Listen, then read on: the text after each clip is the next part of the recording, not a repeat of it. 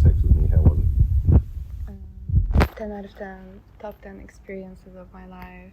I'm a new woman. I feel like I need to bathe my soul after this. Now that sounds like you sounds like you're being wudu. sarcastic because it sounds so good. Are you being serious? I'm not being sarcastic at all.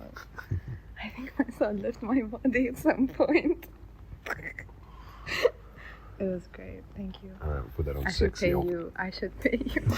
And I think that's where the sensitivity and the art really comes in. It's much more than just like, you know, being a guy who can throw a girl around or being able to pound away and like, you know, make a girl come or something like that, which I think is oftentimes where a lot of people are coming from because that's how they see it from the outside. Mm-hmm. But when you actually get on the inside, you realize it's so much more of an act of empathy, an act of intuitive response and leadership to different traits and qualities that are coming out in the interaction. So what do you think about like the subtle side of this work, if you will? Like, because a lot of this is about really getting to know yourself and also getting to like really understand somebody on a deeper level rather than just sex, even though that's what's also happening. One of the big questions I get is what is it actually like to be a dominant when, you know, you have to be hyper aware? And for me personally, my experience is that I'm aware without thinking. And for me, that's my own form of meditation. So yes, I am in complete control of what's going on. I'm thinking, but I'm not. It's a hard thing to kind of grasp if you've never really experienced this kind of flow state. But that's what I love out of it. And it shows me that, you know, I have the ability to lead and be compassionate at the same time. And the submissive definitely feels that. Yeah, that was when I first saw you doing scenes. So I've seen you a number of times, you know, with a girl who really, really likes high impact, and that you're running through a scene. And we did one of those a couple of days ago in this house for our select group of VIP clients who came to the Sex God Masterclass. And that was I think we can put some overlay of that whilst I'm talking. But essentially it was a scene with two girls where you like created quite an interesting, complex dynamic of, and you know, it's kind of a sick premise that the daddy is teaching his daughter the family trade of BDSM, and then they bring in a slave, and then he teaches her, and so he has to punish his daughter into training on this other girl. Like, really awesome, like dynamic. But interesting to watch those kinds of scenes is that certainly at times you get brutal, right? Like you hit the girls, and this is obviously negotiated, and the girls like it, and you're grading it. So he doesn't just go in there and just belt people. It's like it builds up. There's intensities that rise, that as the person gets more aroused, they can take more impact and so on. So you certainly see those, like, let's say, savage or striking, harsh elements, but there's probably more of the sensual side going on. Yep. And that's something that, like, especially if you've read a book like 50 Shades of Grey, you would, like, it's a bad representation of a dom, or if you just see just the, like, okay, it's a guy looking stern hitting someone.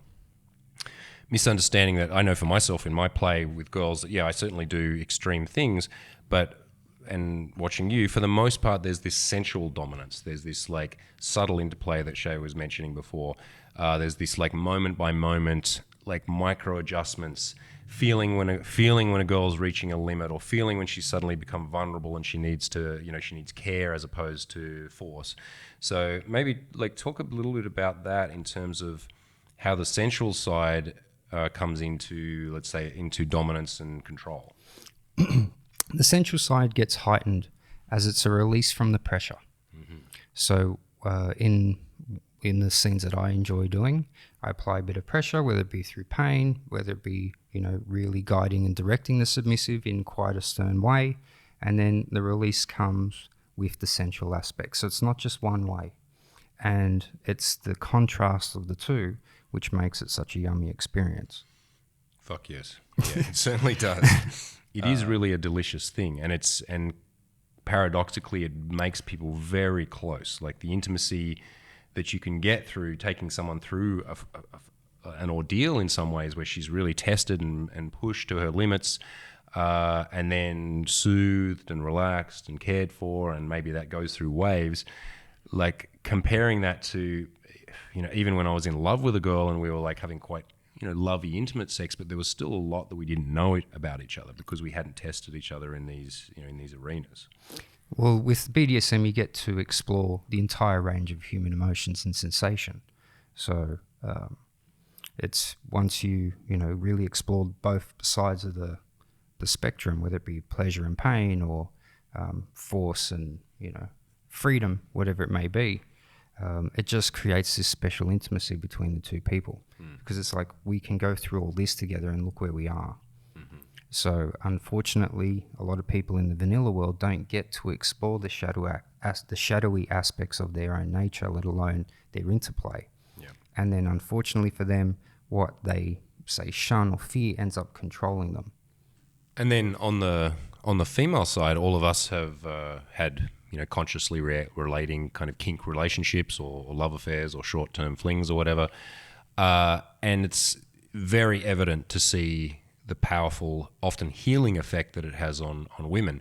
And it's kind of a bizarre situation to be put in, but where beautiful, coveted, desired women are thanking you from the bottom of their hearts, like literally, like I've done them the most amazing favor or like gift that they could ever receive, and very, very sincerely, because it's true, because it's like, a partner being able to explore with you her repressed desires. Maybe she needs to kind of resolve some traumatic event that may have happened to her. She just wants to like drop the facade of having to be a nice, good, sweet, virginal, innocent girl that she has to put forward to the world. And then with me or any of us, they get to drop all that because we don't judge them. Because even if we don't necessarily understand each of their desires, because I'm not her, but we can hold space for it, we can accept it, we don't judge it, and we will facilitate within our boundaries whatever it is that she wants to explore.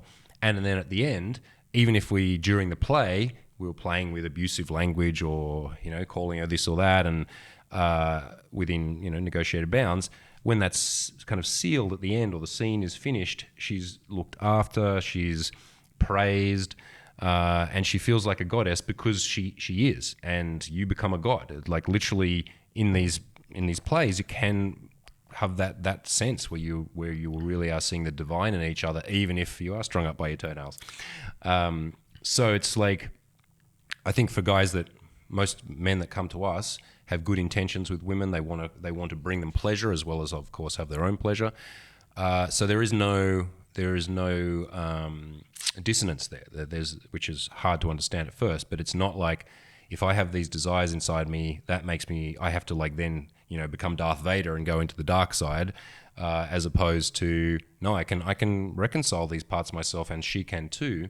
We can both get what we want, and we can both heal from it. Like it totally locks in with your identity or your value system as a good person. Maybe you can talk a little bit about some of the healing or some of the effects that this has on women, especially that women come and pay you to facilitate their desires. But it's not just about like the scene. You've told us many stories about how this changes the person, and can sometimes helps them get over lifelong traumas. A lot of women that have come to me, they've had these repressed desires. So even the act of just exploring it for the first time is a massive healing experience. So they've reconciled that what they've had burning deep inside them is actually okay. Because unfortunately, a lot of women in society are not encouraged with their sexuality. There's a lot of slut shaming going on. There's a lot of misconceptions going on, and they feel that. They experience it really, really deeply. And unfortunately, a lot of the clients that come to see me are married, so it's showing me that a lot of the husbands, whether boyfriends, husbands, or otherwise, are not really taking the time to understand them. So essentially, the healing starts from being understood and having their desires acknowledged and saying, you're actually okay and normal for all of these things which excite you. So how can something done in a healthy way that is exciting be unhealthy? Right. And I think that's an important takeaway for guys. Like if you're with your lover or your partner or whatever, and if she brings up something, and often women will do it in a kind of a hinting way. So she might not necessarily say, I want you to tie me up and, dress me like a nun and tell me to say my Hail Marys whilst you whip me or whatever the thing is, she might just be giving a little hint, like so showing a meme or a picture or saying, oh, someone did this thing the other day, and she might not say, I'm into that. And often what the woman is doing is she's kind of sounding you out. And I've heard many stories from women where they're like, oh yeah, I wanted to try some stuff with my boyfriend, and then I said, oh, like hinted in some way, and he went, oh, that's weird, or that's pretty freaky. Some way judged the act or judged her for, or that's the kind of thing you're into, huh? Like anything like that, you're just going to you're shutting her sexuality down because she realizes, oh, okay, this is not safe for me to explore because the consequences could be very destructive to my self-esteem, to my reputation, to this relationship. So as a man who wants to be, an evolved sexual being, allowing space for women to just have those desires, even if you don't understand them or they're not yours, will go a long way to her then starting to open up more and reveal more of this rich and dense and juicy world, which benefits the man incredibly. I mean, we get huge amounts out of this, right? It's like it's not all just we're not just martyrs to the desires of women. When a woman feels wildly expressive and not judged, then she'll do all sorts of crazy stuff that she won't do with another guy.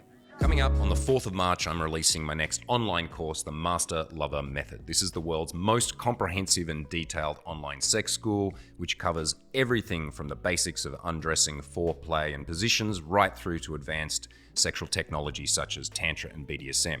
Plus, I will be inviting 5 of my personal mentors to join me as guest coaches, including female sexual psychologists, tantric masters, and BDSM dungeon masters as well.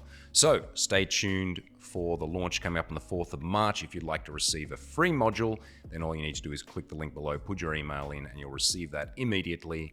Stay tuned for lots more juicy content coming out very soon. Peace.